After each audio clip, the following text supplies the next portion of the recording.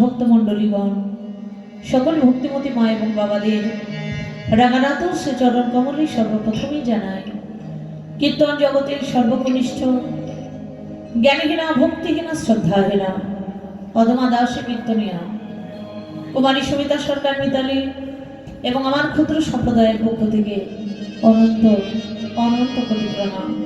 নিতাই গুরু হরি মা হরি হরি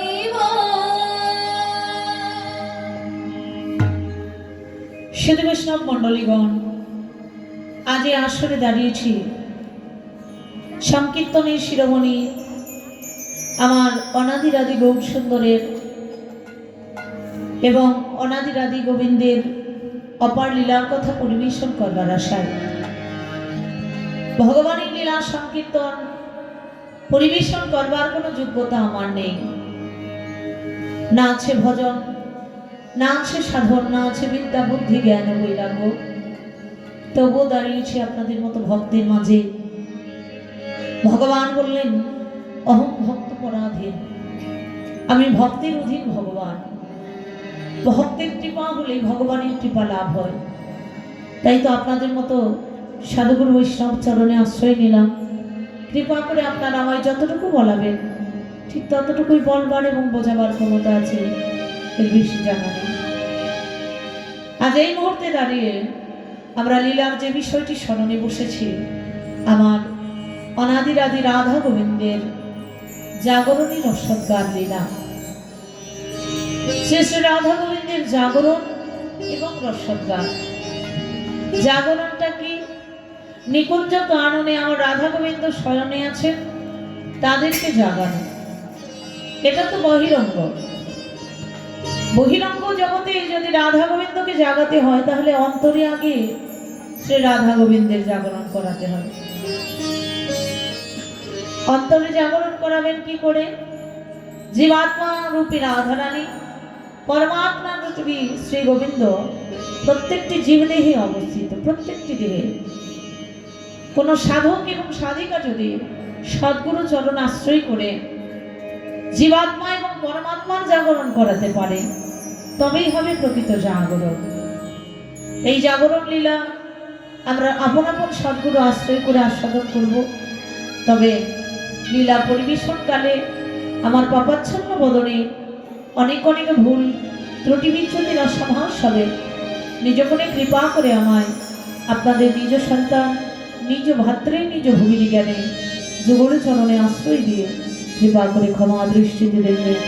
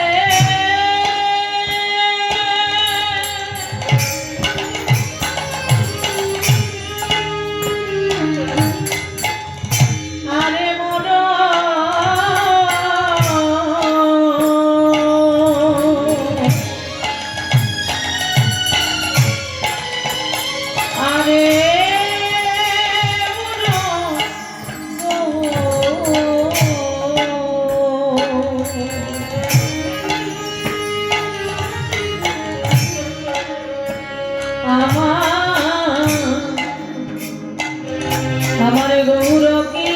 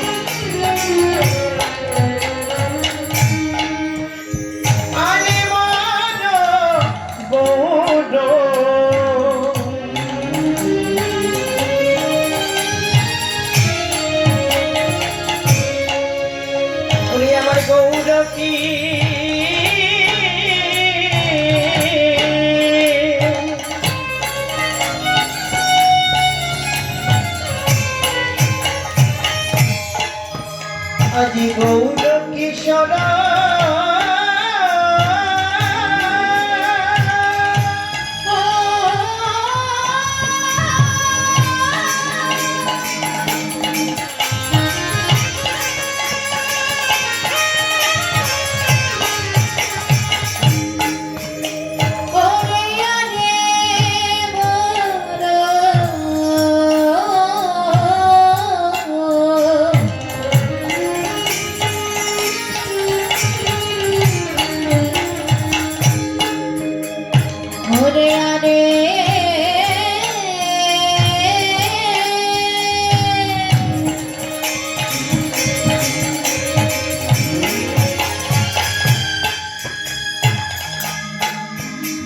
ওরে আরে বড়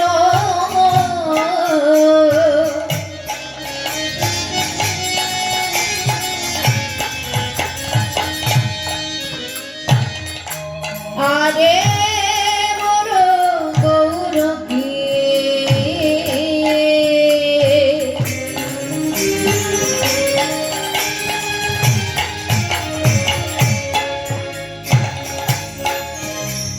আমার গৌর কি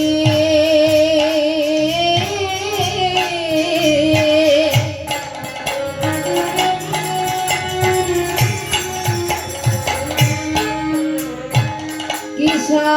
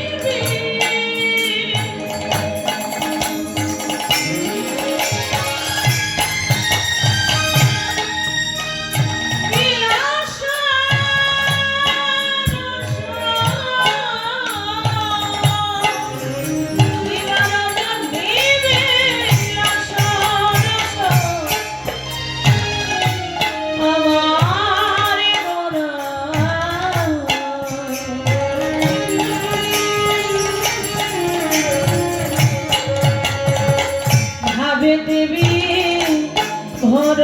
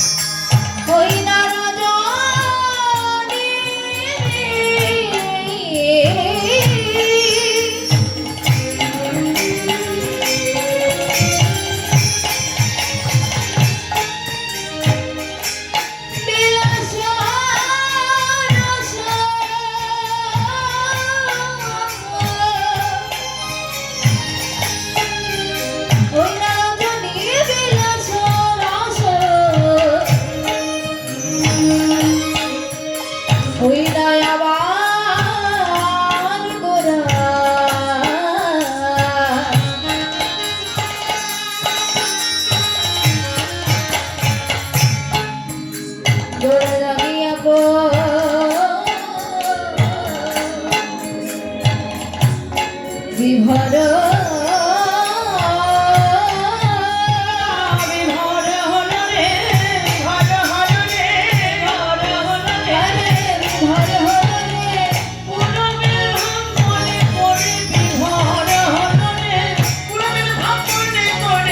বিভর হরে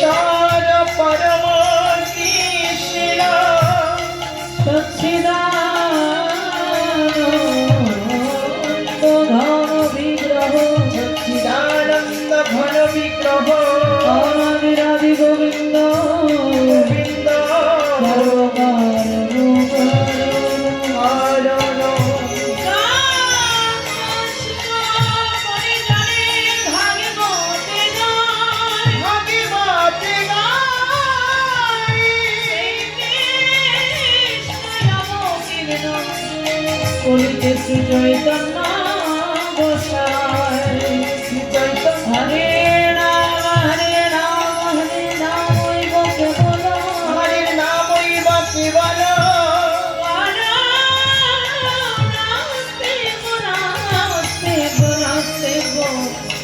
গতিরন্ন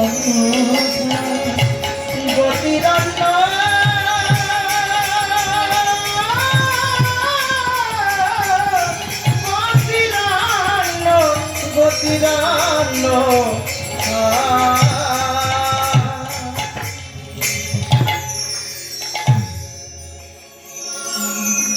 শ্রীধাম নদিয়ায় নবদ্বীপ বিহারী শচীশত গৌরহরি আমার কলিজীব পাবনতা মায়েরা, আপনারা যদি একটু এগিয়ে আসেন তাহলে ভালো লাগবে। ভক্তবৃন্দ সব দূরে দূরে থাকলে ভালো লাগে না।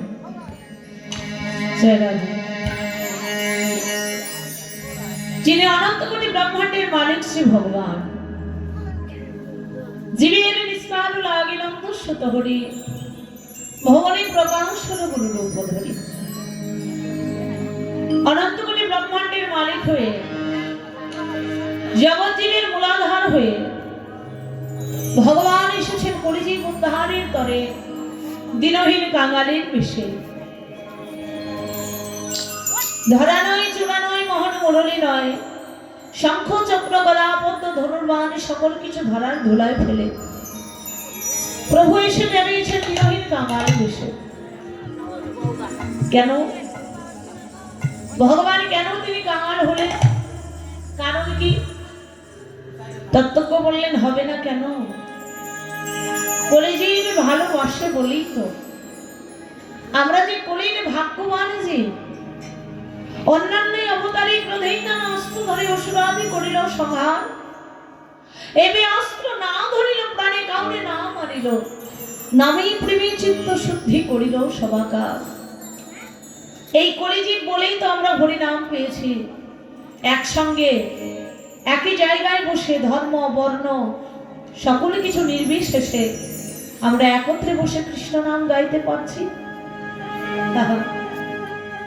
রাধা কৃষ্ণ মিলিত তনু আমার শ্রী গৌরাঙ্গ মহাপ্রভু, ভাবে রসে গোড়াতনু, যার বাহিরে গৌরাঙ্গ ভেতরে কানো।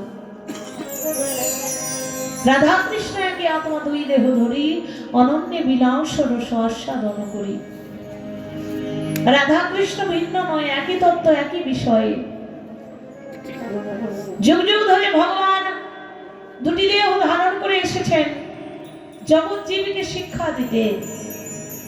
রাধা কৃষ্ণ ভিন্ন দেহ নয়, একই একই তত্ত্ব একই বিষয়। ভিন্ন দেহ ধরলেন কেন? আমার মতো জীবীকে প্রেম ভক্তি শিক্ষা দিতে। আমার মধ্যে যে ভক্তির অভাব, যে প্রেমের অভাব, সেই প্রেম জগৎ জীবের হৃদয়ে জাগ্রত করাতেই আমার ভগবানের রাধা কৃষ্ণ যুগল অবতার।